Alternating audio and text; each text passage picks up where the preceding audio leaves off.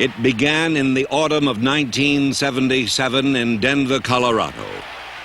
It was a fever that raged throughout the Rocky Mountains, leaving all of its victims colored a resplendent orange. They called it Broncomania.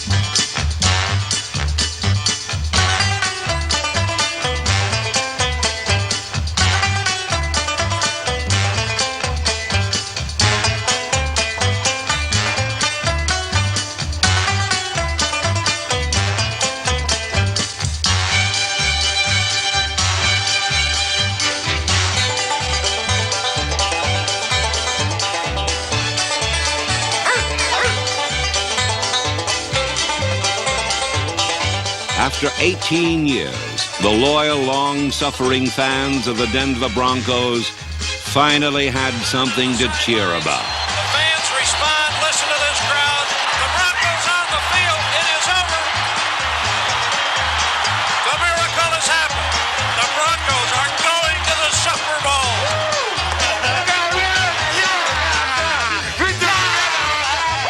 In contrast to the spirit and exuberance of Coach Red Miller and his surprising Broncos was the business-like efficiency of Coach Tom Landry and the cool Cowboys of Dallas. Not bad, Scotty, not bad. In 1977, Landry directed the Cowboys to their 4th Super Bowl, and they approached the trip to New Orleans with the relaxed attitude of a team that is accustomed to winning. I'm looking forward to going down there and eating some oysters, some shrimp, gumbo, take it easy for a couple days. Dallas earned their berth in the Super Bowl with a daring and deceptive offense that rolled up more yards and scored more touchdowns than any team in football.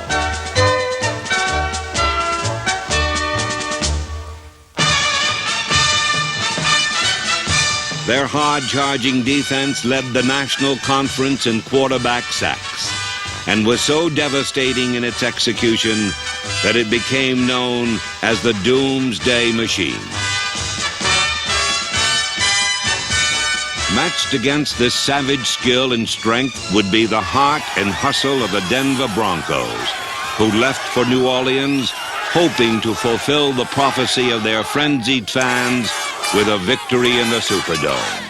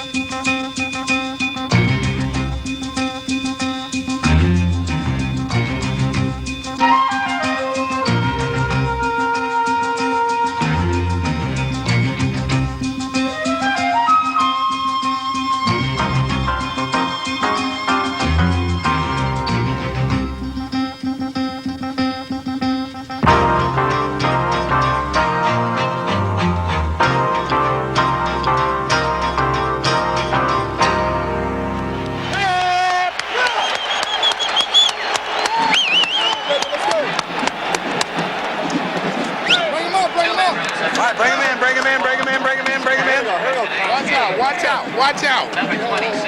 You guys got to watch out. Hey, listen now. 4 quarters, 60 minutes, and we're the champions. Yeah! Let's go, baby. Standard set behind Roger Staubach. Now, here's the handoff and a reverse, the fumble in the backfield. Right from the very first play, Super Bowl XII was a coach's nightmare. And Butch Johnson dropped the handoff. It was fiercely fought, but frightfully flawed. Jackson twists, they got Staubach. Fumble! Denver has it. No, there's no official indication yet. Hold it. The Denver players say they have it. Dallas got it. Dallas got it. The game set Super Bowl records for the most fumbles, most turnovers, and most penalties. It lacked structure and style, but not intensity. And they may call face mask. And the Cowboys are really going to protest because Charlie Waters was clearly being held by the man blocking him. But I think Charlie also grabbed the face mask of the blocker. And Tom Rafferty's getting into it with somebody. Hey, 56, you can't do that. Hey, get that guy out of there. He can't do that. Gonna rip his legs off. Rip him up bad. Here's the handoff. Goes to Bob. No, Craig still has it and wants it all. Going deep for Haven Moses. He's open. And now he's not. It's intercepted by Benny Barnes. The ball hung up in the air, allowing Benny to get back.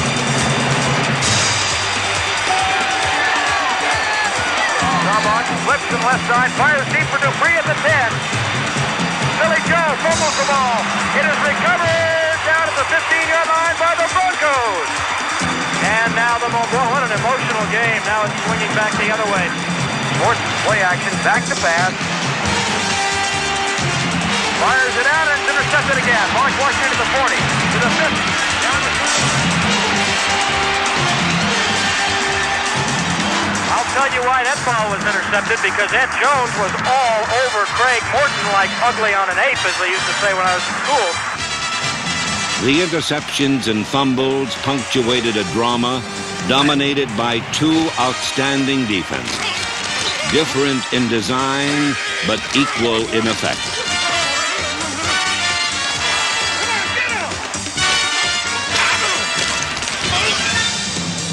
Denver's emotional Orange Crush defense buried the Cowboys under an angry avalanche of swarming defenders.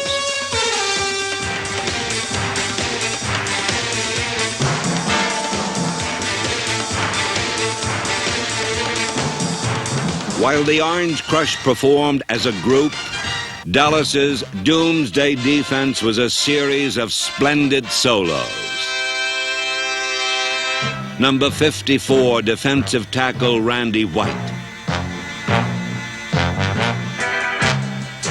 Defensive end number 72, Ed Jones.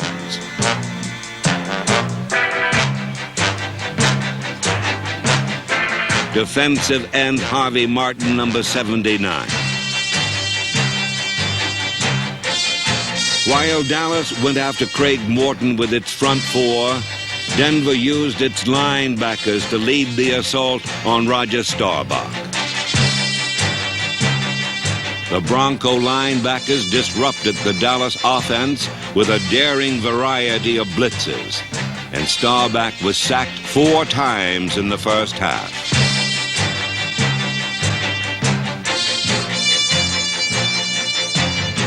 But in one respect, Denver's play was as disappointing as it was successful. All season long, their defense had won games by capitalizing on opponents' mistakes. But today, Denver let each opportunity slip through its grasp. The Cowboys fumbled 3 times in the first 5 minutes, and Denver failed to make a single recovery. And the Cowboys have recovered the ball. This one simple fact tipped the balance of the game in the Cowboys' favor. Their defense made the big plays that Denver's did not.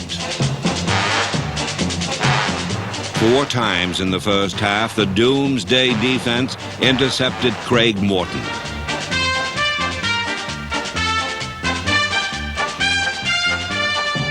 Denver's offense passed out gifts like a department store Santa Claus, and the hustling Cowboys gleefully scooped up the goodies.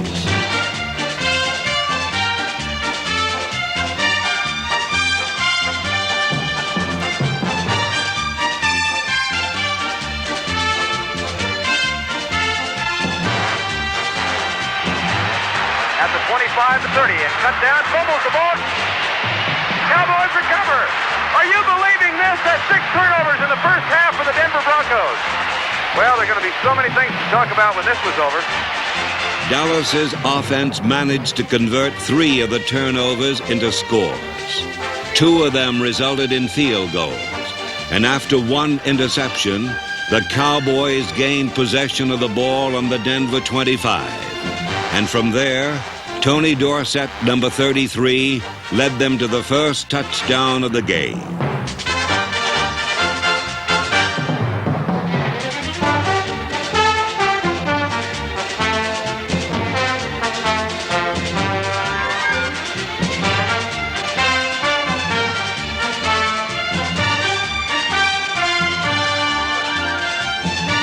At the end of a bizarre and brutal first half, Dallas led 13-0.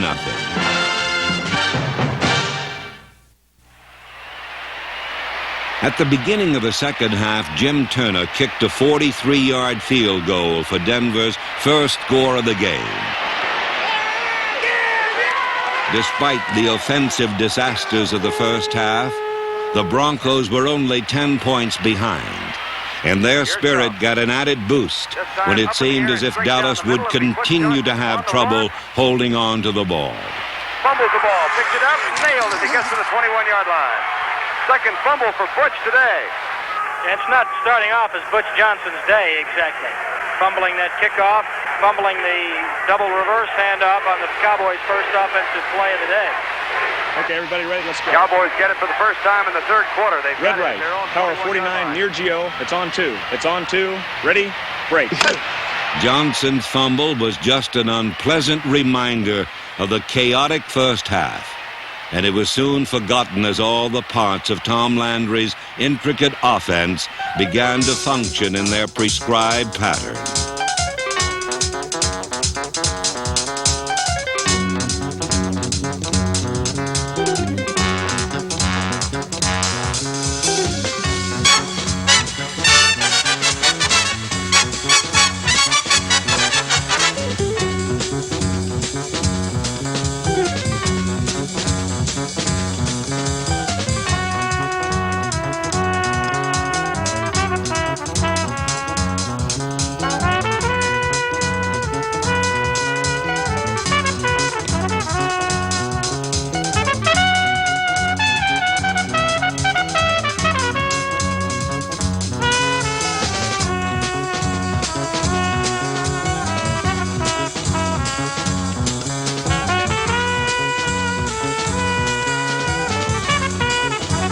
Early in the third quarter, Landry used his running backs as primary passing targets. When Denver's linebackers finally closed down on this maneuver, Landry then instructed Staubach to use the running backs as blockers instead of receivers. The running backs cut down the rush of Denver's troublesome linebackers, and for the first time in the game, Staubach had time to locate late opening receivers downfield.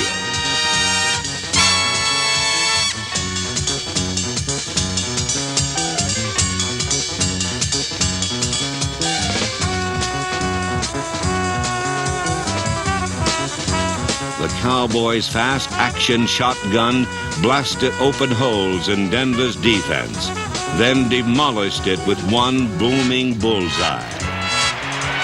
A 3-man rush again. Roger goes deep across the middle. Way downfield, and Butch Johnson caught. Touchdown! A sensational diving catch by Butch Johnson, the Cowboys' second-year wide receiver. Take back everything we said about Butch not having a big day. He's fumbled it a couple times, but I'll tell you what, people talk about the greatest catch ever in a Super Bowl, and they talk about some that Lynn Swann made against Dallas 2 years ago. Butch diving, he caught that ball parallel to the ground at about the 3-yard line. It was a sensational catch by Johnson. The touchdown was a spectacular play that Denver seemed prepared for, but still couldn't stop. It was 3rd and 10. Denver was expecting a pass, but there is no adequate defense for the catch that Butch Johnson made.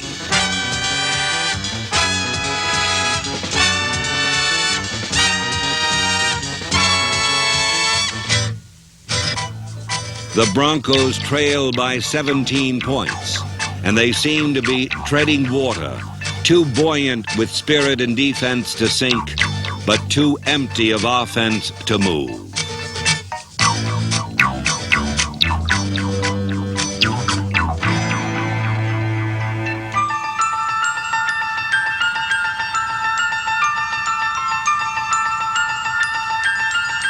Just as it seemed as if they might drown, the sea parted, and through it came number 80, Rick Upchurch.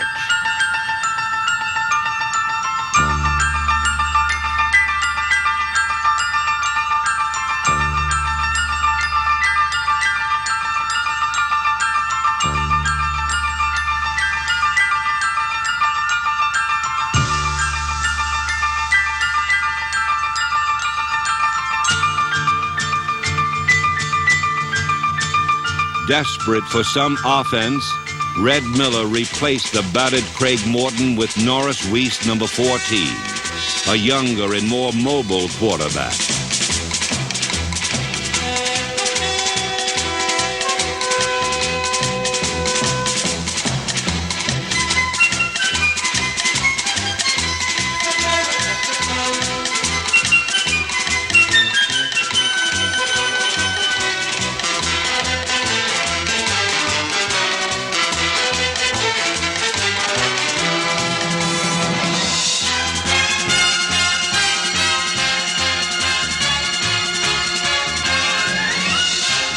Weiss inspired the Denver offense, and they fought to their first touchdown, a 3-yard plunge by rookie Rob Lidle.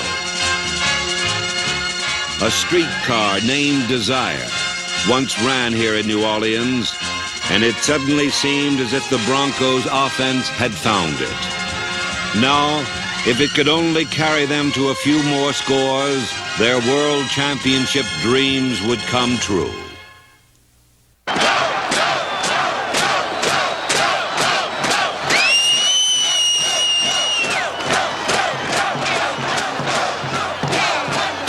As the fourth period began, Denver's determined offense still needed more restoration work from Norris Weiss.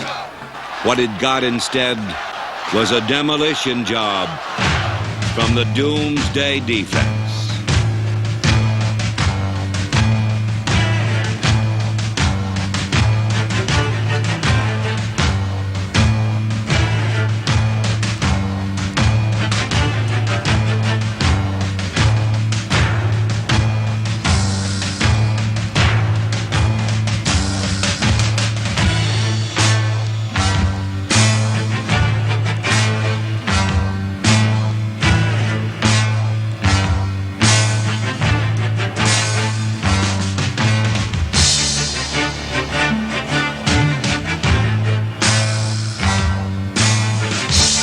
The same fierce pass rush that had destroyed Craig Morton was now supplemented with an occasional blitzing linebacker, and Weiss fell into desperate trouble.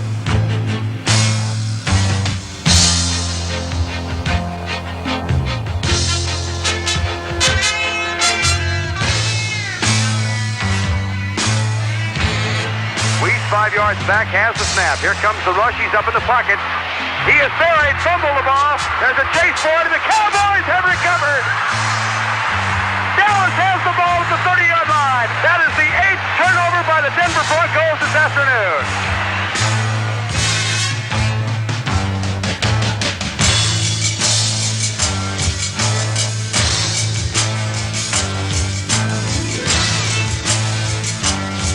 Another decisive move by the Doomsday defense had opened the last door to the most treasured victory in football. I don't know why, Vern, but I just have the feeling that Tom Landry might have a gadget that he might want to use in a situation like this somewhere here, one of those trick plays. Blue, hot, hot.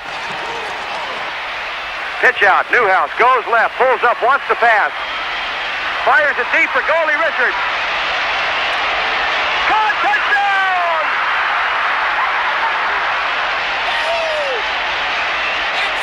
Robert Newhouse is being mobbed by John Fitzgerald, Thomas Henderson, Preston Pearson, Jay Staley, Burton Wallace,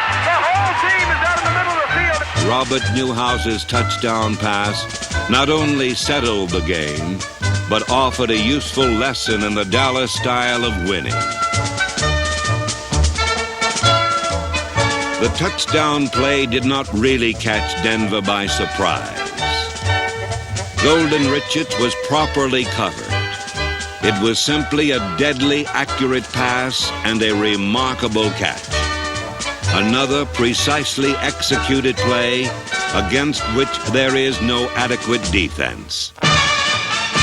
The kind of big game-breaking play the Cowboys had made all afternoon, on defense as well as offense.